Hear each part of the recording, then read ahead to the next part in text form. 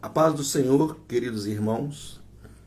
Nessa noite nós vamos fazer a exposição do Evangelho de Mateus, capítulo de número 25. Vamos falar sobre a parábola das 10 virgens. Espero que o Senhor possa edificar a minha vida, edificar a sua vida no poder do Espírito Santo. Vamos ler aqui Mateus 25, versículo de número 1 até o versículo de número 13. Então, o reino dos céus será semelhante a 10 virgens que, tomando as suas lâmpadas, saíram ao encontro do esposo. E 5 delas eram prudentes e 5 loucas.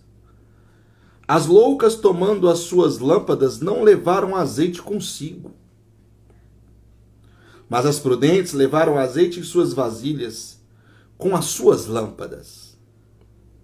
E, tardando o esposo, tosquenejaram todas e adormeceram.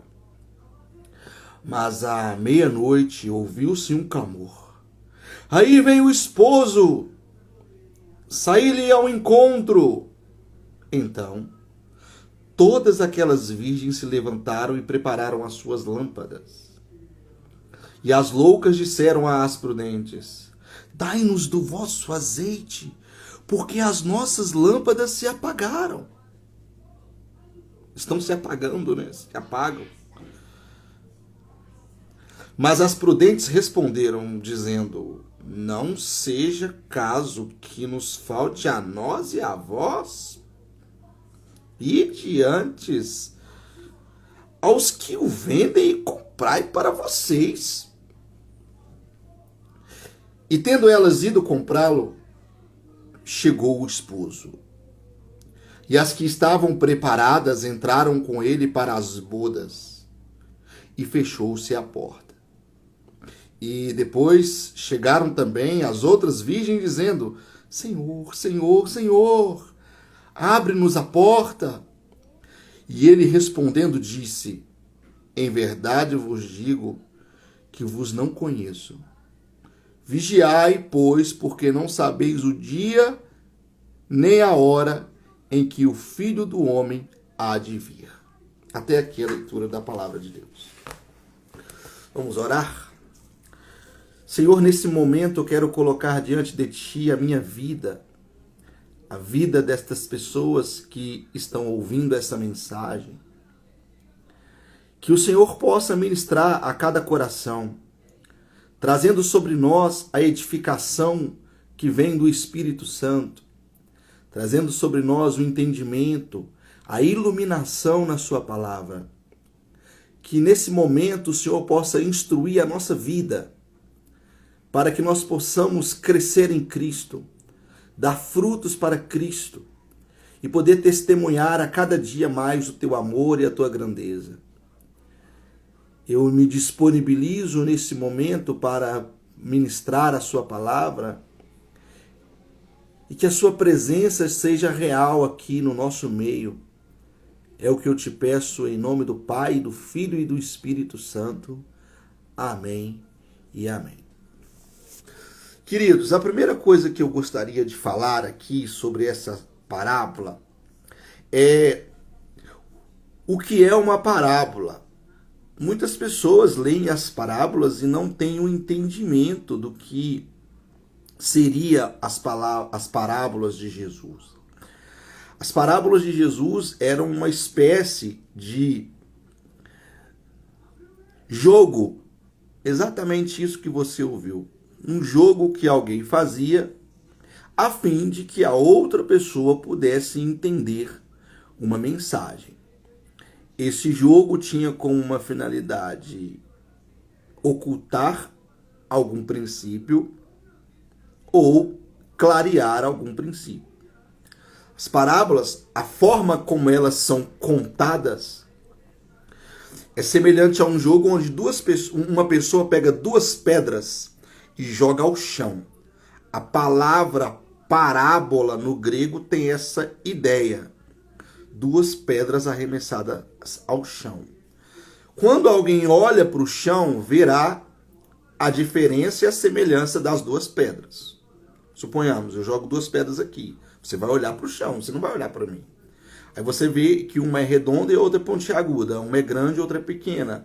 Uma é escura e a outra é clara.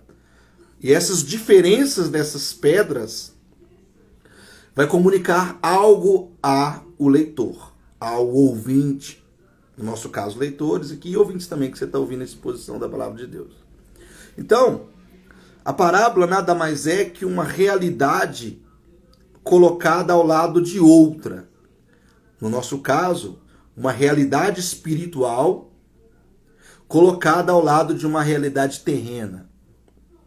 Jesus está falando de algo que vem de Deus, um princípio de Deus, e para comunicar o princípio de Deus, ele conta uma história comum a todos nós. Qual que é a história? A história de 10 virgens que estão se direcionando para um casamento. Então, a parte que a gente sabe é a parte onde está falando dessa cerimônia, desse casamento. E a parte que a gente não sabe e que a gente precisa saber é a mensagem que tem por detrás deste casamento. Ok? Então a parábola ela tem essa finalidade, mostrar uma realidade que a gente conhece, expor as semelhanças da realidade que a gente conhece, a fim de que possamos entender uma realidade espiritual. Outra coisa que eu queria dizer é o seguinte: na profecia do Antigo Testamento estava escrito que o Messias falaria em parábolas. O salmista escreve: abrirei a minha boca em parábolas, anunciar-vos-eis coisas ocultas que vocês não sabem. Então, Jesus ele vai falar em parábolas com a finalidade de cumprir a profecia que estava lá dada para ele desde o Antigo Testamento. Então, chegaria um momento em que Jesus usaria esse mecanismo, né, essa figura de linguagem, esse gênero textual, literário, na verdade, esse gênero literário para mostrar as verdades do reino de Deus. Estava na profecia do Antigo Testamento. E aqui, talvez, um dos elementos mais importantes para a gente entender o uso de Jesus nas parábolas, o uso de Jesus de parábolas, é saber que Jesus ele foi rejeitado pelos judeus e através dessa rejeição ele vai, com uma espécie de teimosia para com os judeus, começar a falar em parábolas. Se você for lá no Evangelho de Mateus, no capítulo de número 12, no finalzinho do capítulo 12, os religiosos chegam para Jesus e falam: nos dê um sinal de que você é o Filho do Homem. E aí Jesus tipo que apela, ele fala assim: olha, uma geração má e adúltera pede-me um sinal? Ele acha um absurdo isso. Nenhum sinal lhe serás dado, a não ser o sinal do profeta Jonas, que ficou 3 dias e 3 noites no ventre do peixe. Observe uma coisa, até Mateus capítulo 12, o ensino de Jesus é simples, claro e objetivo. Qualquer pessoa que lê o Sermão do Monte, os discursos que Jesus dá nas casas das pessoas, o chamamento dos apóstolos, o ensino que Jesus dá enquanto ele faz os milagres, isso é claro, simples e objetivo. Uma criança, igual o meu filho, que tem 10 anos de idade e agora está lendo a Bíblia, está aprendendo a palavra de Deus, ele, com o conhecimento que ele tem, ele consegue entender os ensinos de Jesus com muita clareza. Mas quando chega ali no capítulo 12, quando aparecem as parábolas, elas precisam ser decodificadas, interpretadas. Muitas das parábolas que Jesus começa a contar, os discípulos de Jesus falam: nós não entendemos, você pode nos explicar o sentido da parábola? E aí Jesus vai responder: a vós é dado saber todas essas coisas. Por quê? Jesus ele é rejeitado pelos judeus porque ele vem para os judeus a priori. Se os judeus creem no evangelho, não há necessidade de Jesus pregar aos gentios. O plano estava realizado. Mas quando acontece a rejeição dos judeus, Jesus vem primeiramente para os judeus, ele abre a salvação para os gentios. Ele começa a se inclinar para os gentios. Então, observe o que eu vou falar. A parábola é fruto da rejeição judaica no ministério de Jesus. Ele vai contar isso, essas histórias, para que os judeus não conseguissem crer, porque ele vai falar de coisas que estão no cotidiano das pessoas comuns. E alguns elementos que tem dentro da parábola provocam os judeus a fim de que eles não creiam. Ok? A gente vai perceber isso nessa parábola aqui que eu vou interpretar agora, que eu vou tentar expor para vocês, e em várias outras. Outra coisa que é importante demais a gente falar é que as parábolas eram um jogo, uma figura de linguagem, um gênero literário que era carregado de humor. Guarde isso. Toda vez que você lê uma parábola de Jesus, você tem que dar uma risada. Em algum momento você tem que rir. Essa parábola ela serve para você rir de alguma coisa. Tem algum ponto de comédia no texto. Tem algum ponto ali que vai fazer você sorrir. Se você não está sorrindo é porque tem alguma questão na leitura da parábola que você ainda não entendeu. Vamos dar 2 exemplos. A primeira parábola que Jesus conta é a parábola do semeador. Aí Jesus fala assim, ó, eis que o semeador saiu a semear. E parte da semente ele lançou no meio do caminho. Então quando você lê essa parte, você tem que dar uma risada. Por quê? Qual é o semeador? Que naquela época a semente era uma coisa muito cara. A semente custava muito dinheiro. Qual o semeador que joga sementes no meio do caminho? Quando você ouve Jesus falar isso, você tem que dar uma risadinha. Ó, Jesus tá... Vamos ver se você consegue perceber o elemento humorístico da parábola das 10 virgens. Olha só. Jesus conta uma parábola onde 10 virgens vão participar de um casamento. Essas 10 virgens eram como se fossem aquelas dançarinas que dançam, que entram no casamento. No nosso casamento aqui ocidental. Elas eram pessoas que eram importantes. As virgens eram importantes para o casamento. E aí Jesus fala assim, conta a parábola. Tinha 10 virgens que foram a um casamento. 5 delas levaram azeite, 5 não levaram. O que Jesus está dizendo? Tinha 5 meninas que achavam que o casamento não ia atrasar. Então, quando Jesus fala assim, ó, 5 não levaram o azeite, é tipo assim, essas meninas são doidas, todo casamento atrasa, todo casamento dá problema. Então, essa questão do humor nas parábolas é muito importante.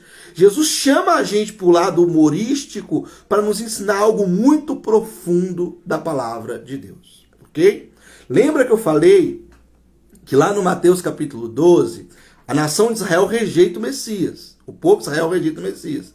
E ele começa a contar essas parábolas para ensinar sobre o reino de Deus, e muitas delas falam da rejeição do povo de Israel. Por exemplo, o absurdo de lançar uma semente no meio do caminho é como se os hebreus, o povo de Israel, que não creu. Um absurdo eles não crerem. Do mesmo jeito que é um absurdo alguém lançar as sementes no meio do caminho. Aqui também a gente vai falar sobre isso, sobre as 10 virgens, que tem esse elemento da rejeição do povo de Israel. Pelo simples fato do povo de Israel não receber Jesus como Messias, nós tivemos acesso à salvação. O gentio teve acesso ao reino de Deus. E isso é o único mistério da Bíblia Sagrada.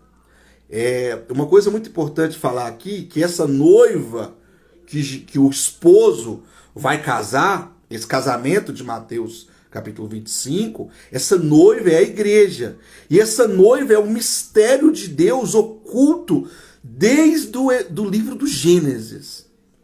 Ninguém, observe o que eu vou falar, ninguém sabia desse mistério.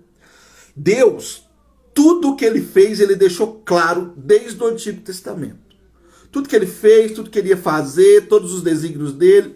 Se você pegar a Bíblia e tirar os 65 livros e ficar só com Gênesis, você entende tudo de Deus. Lá em Gênesis nós temos a criação do ser humano, lá em Gênesis nós temos a queda do ser humano, lá em Gênesis nós temos uma promessa de salvação para o ser humano, e lá em Gênesis, na vida de José, a gente tem um exemplo de como Deus salva. Então se você arrancar 65 livros da Bíblia e ficar só com Gênesis, tá tudo claro ali. Deus falou tudo o que ele ia fazer desde a época de Adão. Você pega lá, quando Deus vai até Adão e fala com Adão tudo que vai acontecer, ele mostrou todo o plano que ele tinha para a humanidade. E toda a revelação do Antigo e do Novo Testamento, Deus foi tratando com o homem cara a cara. Você vai lendo os textos, eles são simples, claros e objetivos. Vocês pecaram, estão afastados de Deus, eu vou salvar vocês se vocês crerem. Vocês pecaram, estão afastados de Deus, eu vou salvar vocês se vocês crerem. Aí ele vai narrar um monte de histórias, os profetas vão narrar um monte de histórias, os legisladores, né, os escritores do Antigo Testamento vão narrar inúmeras histórias mostrando que Deus já tinha revelado desde o princípio. Lá no livro de Gênesis fala isso. Eu sou o Senhor que anuncia o fim desde o princípio. Ou seja, todos os desígnios de Deus já estavam estabelecidos na Bíblia. O tempo todo, cara a cara, tete a tete, sem nenhum mistério, sem Deus esconder nada do homem. A única coisa que Deus escondeu foi a igreja. Ninguém sabia da igreja. Nenhum profeta sabia que chegaria um dia em que Deus entraria com a salvação e colocaria os gentios em Israel e ambos seriam um só povo, a saber, a igreja de Jesus. Ninguém sabia disso. Moisés não sabia disso, Isaías não sabia disso, Davi não sabia disso, nenhum homem de Deus sabia disso, João não sabia disso. Isso foi revelado em Jesus Cristo para os seus santos apóstolos. E chegou para nós. É o único, observe o que eu vou falar, é o único mistério da Bíblia. Tudo que Deus tinha para fazer, para falar, para comunicar, está revelado. Mas Israel, e aquele texto lá de Deuteronômio 29, que fala das coisas do Senhor, pertence ao Senhor. Ali o Senhor está falando de mistérios dele mesmo. Mistérios dele, com o Pai, com o Filho, com o Espírito Santo. Ok? E coisas que ao homem não cabe saber. Ok? Tudo que Deus está revelando, ele está deixando claro para nós. A única coisa que Deus ocultou é a igreja. Aí na hora que Jesus começa a explicar a igreja, a mostrar como que a gente é salvo em Cristo, quando acontece essa rejeição do povo de Israel, e a gente vai crendo, e os gentios vão entrando no reino, os gentios vão abraçando a fé em Jesus, e aí a gente vai vendo Jesus fazendo essas coisas, o apóstolo Paulo, os apóstolos, demais escritores do Novo Testamento, vão explicando isso, e isso tudo fica claro na nossa mente. Uau!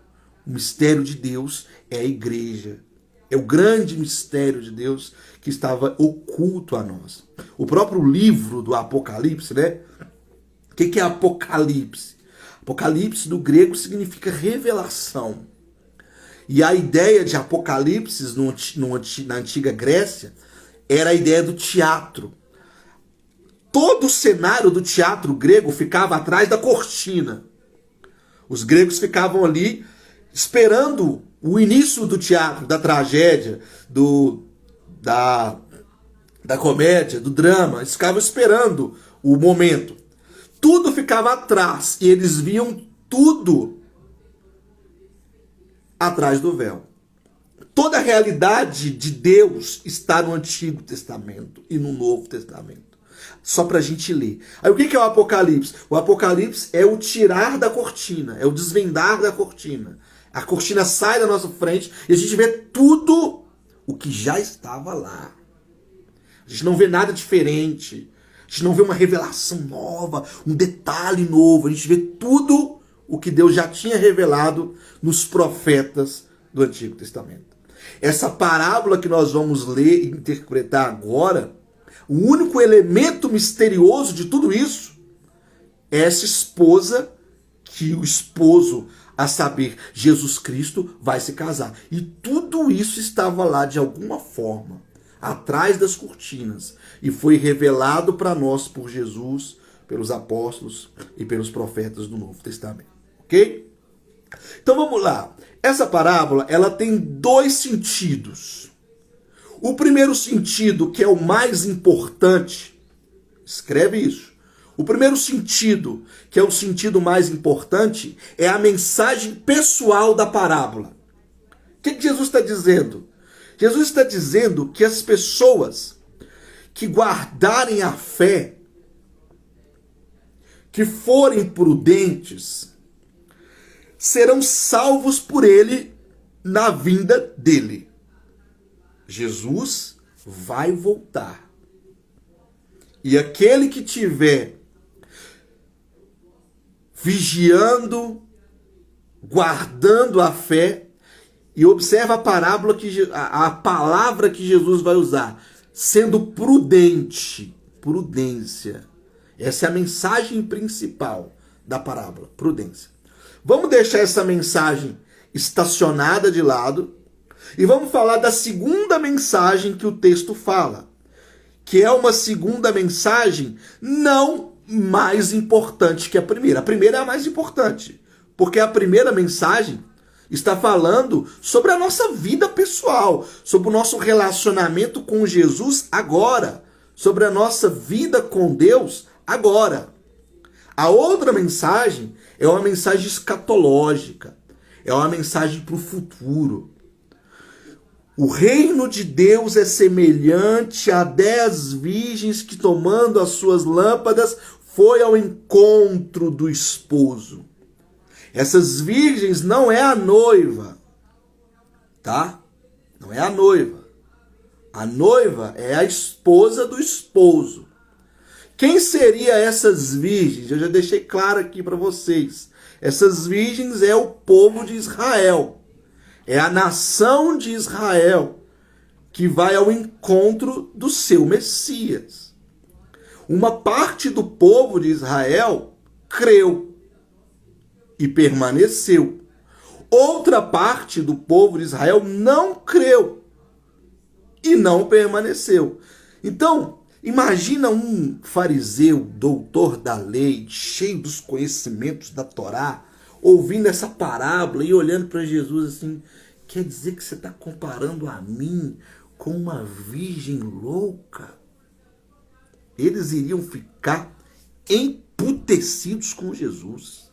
Você está me chamando de uma virgem que vai dançar num casamento, que vai celebrar um casamento, que não leva azeite para encontrar o noivo e ir para a festa? Os fariseus, os religiosos, eles ficariam indignados com Jesus.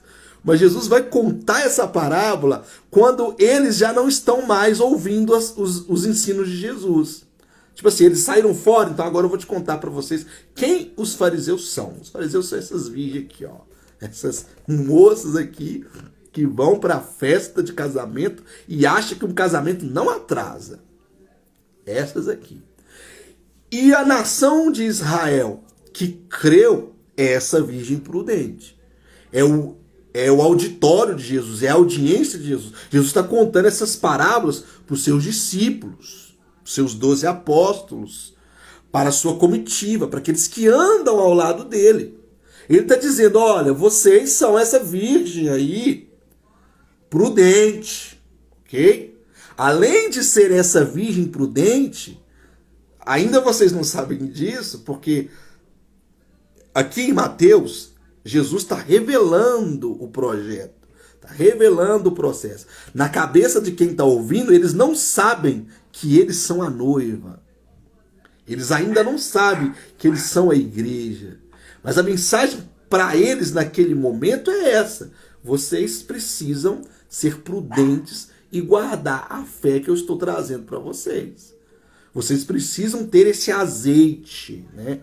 Azeite é o símbolo de um monte de coisa na Bíblia. Imagina Jesus contando essa parábola, falando, vocês têm que guardar o azeite. O azeite é o combustível para a lâmpada ser acesa. A lâmpada é a sua fé.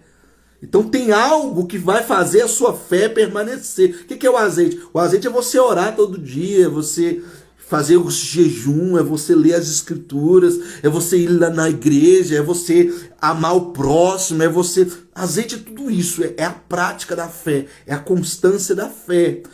E outro símbolo do azeite, tem muitos símbolos. Se eu for falar das simbologias todas do azeite aqui, eu vou ficar 10 horas falando disso aqui. É a pessoa do Espírito Santo.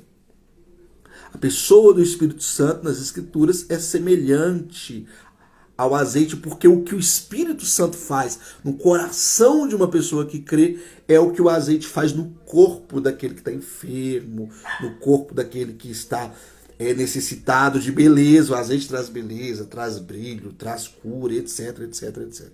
Então, aqui, Jesus está comunicando essas coisas. Ele está dizendo, olha, vocês precisam guardar a fé. Porque, observa aqui o versículo de número 5. E tardando o esposo. Essa expressãozinha, tardando o esposo. Lá no livro de Pedro, Pedro diz assim: porque muitos de vós dizem que a vinda do Senhor é tardia. Não sabeis vós que um ano para Deus, um dia para Deus é como 1000 anos, e 1000 anos para Deus é como um dia? Pedro, indignado com as pessoas que estão deixando a fé, porque Jesus não está voltando, Jesus falou, eu vou voltar. Lá quando ele subiu para o monte, ele falou, do mesmo jeito que vocês estão vendo eu subir, eu vou voltar descendo aqui no monte. Eu vou voltar. E as pessoas não tiveram paciência de esperar. E por não ter paciência de esperar, abandonaram a fé. E naquela época de Pedro, menos de um século, menos de 50 anos, 30 anos, 20 anos, que Jesus já estava crucificado e já tinha assunto aos céus, as pessoas estavam dizendo, está demorando, hein? E aqui na parábola ele está dizendo, tardando o noivo, eu vou demorar. Vocês estão achando que eu vou vir daqui a 10 anos, 20, 30, 100, 1000, 2023? Eu vou demorar. Por que eu vou demorar? Porque eu estou fazendo uma obra enquanto isso. Eu estou trazendo a minha igreja, eu estou preparando a minha igreja. Eu estou edificando a minha igreja. Eu estou salvando a minha igreja. Esse tempo do Messias, esse tardamento do Messias, essa demora do Messias, ela é fruto do preparo de Jesus da sua igreja. Jesus está preparando a sua igreja. E tardando o noivo, elas dormiram e adormeceram. Então aqui tem uma mensagem. O tempo vai passando e a gente tem que tomar muito cuidado para a nossa fé não adormecer. Tem que tomar muito cuidado para não parar de orar, para não parar de buscar a Deus, para não parar de buscar as coisas de Deus, para não parar de viver os desígnios de Deus. A igreja tem adormecido. A nação de Israel aqui, como eu falei, como eu interpretei, tem adormecido diante do Senhor. E se você se adormecer quando o Senhor voltar, você vai ficar para trás. Essa parábola também, ela está falando de um evento da escatologia, que é o arrebatamento da igreja, tá ligado? Exatamente. Olha, mas à meia-noite ouviu-se um clamor. Aí vem o esposo sair-lhe ao encontro. Então todas aquelas virgens se levantaram e prepararam as suas lâmpadas, e as loucas disseram às prudentes, dai-nos do vosso azeite. Então esse clamor do povo, esse clamor aqui, é o clamor de Israel. Deixa eu explicar uma coisa. Existem duas correntes teológicas para explicar o fim de todas as coisas. Uma vai focar no povo de Israel como um relógio de Deus para os planos do escatom, do fim. E a outra vai focar só na igreja para os planos de Deus acerca do fim. Né? Eu não preciso dizer para você que eu acredito na outra visão que pensa em Israel como o tempo do fim. E na grande tribulação, observa isso, esse clamor aqui para nós que acreditamos, que somos, acreditamos da importância de Israel, acreditamos que existe uma diferença entre Israel e igreja, esse clamor aqui é uma alusão ao clamor que Israel passará na grande tribulação. Porque o Messias ele veio na 69ª semana. O que seria essa 69ª? É um tempo que o Messias viria. O Messias veio nessa 69ª. Aí ele abriu, dentro dessa 69ª, um hiato, para que a igreja entre no plano de salvação. Quando Jesus arrebatar a igreja, ou nesse interim, porque isso também a gente discute, se ele vai arrebatar a igreja antes do arrebatamento, durante o arrebatamento e depois do arrebatamento, nesse interim, a 69ª vai reiniciar. E quando ela reiniciar, vai vir uma tribulação sobre a nação de Israel, que alcançará o mundo todo. O foco do anticristo, da besta, do falso profeta, dos objetos da tribulação, vai ser a nação de Israel. Mas vai vir sobre o mundo todo, com ênfase em Israel. Então esse clamor aqui é o clamor da nação de Israel, que vai reconhecer, olha, Jesus era de fato o Messias. A gente não viu, a gente foi louco, a gente não percebeu. Uma parte da nossa nação foi com ele, com a noiva. E a gente está aqui fora. O que a gente vai fazer? Então, isso é uma analogia do sofrimento que Israel passará na grande tribulação. A gente não sabe se estaremos aqui ou não na época da grande tribulação. Eu acredito que sim, eu acredito que estaremos. Eu acredito que passaremos pela grande tribulação. E se passaremos pela grande tribulação, nós temos que ser prudentes, guardar a nossa fé e não deixar que as coisas desse mundo venham fazer com que adormeçamos nas coisas do Senhor. Amém, irmãos? Essa é a mensagem que eu tenho para a sua vida hoje. Versículo 13. Vigiai, pois, porque não sabeis o dia nem a hora em que o Filho do Homem há de vir. A gente não sabe quando Jesus vai arrebatar a igreja, a gente não sabe quando Jesus vai liberar o acesso, né, do anticristo no mundo, porque algo detém o anticristo, está lá em Tessalonicenses. A gente não sabe quando que vai ser liberado, a gente não sabe quando virá o sofrimento, a gente não sabe quando virá a tribulação, a gente não sabe quando virá o fim, a gente não sabe quando virá o trono branco, quando virá a batalha do Armagedon, a gente não sabe de nada disso.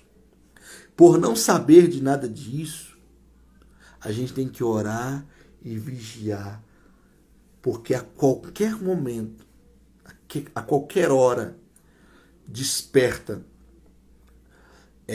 o reino de Deus.